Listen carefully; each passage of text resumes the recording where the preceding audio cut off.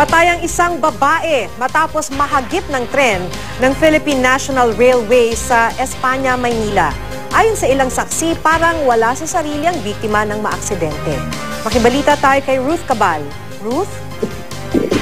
Kinumpirma nga ng Manila Police District Station 4 na patay na yung babaeng nahagip ng train ng PNR sa may Antipolo Street Corner, Espanya, mag-aalas 10 ng umaga kanina.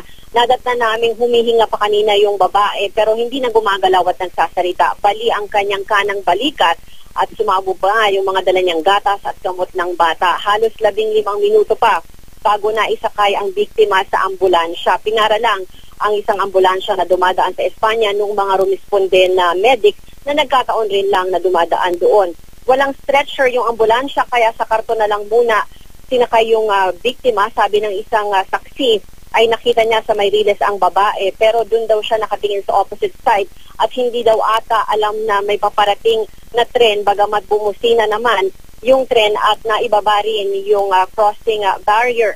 Sabi rin nitong saksi ay tila hindi daw siya naririnig noong babae at parang wala daw ito sa sarili at tumuloy pa rin daw sa pagtawid. Sabi ng crossing keeper ay nagawa nga yung mga standard operating procedures tulad na nung pagbusina ng tren at pagbaba ng crossing barrier. May mga rumisponde na rin ng mga pulis at ayon nga doon sa taga-MPD Station 4 na kilala raw itong biktima na si Florinda Supnet base raw sa isang IT na nakita sa kanya dead on arrival daw ito sa ospital. Sabi naman ng pamunuan ng PNR ay so far, sa initial investigation nila ay wala namang balik doon sa kanilang operator dahil nakapag-emergency brake naman ito. Pero bilang SOP ay sinailalim na raw muna sa 15-day suspension yung kanilang operator at handa naman daw silang magbigay ng financial assistance doon sa pamilya ng biktima. Maraming salamat sa iyo, Ruth Cabal.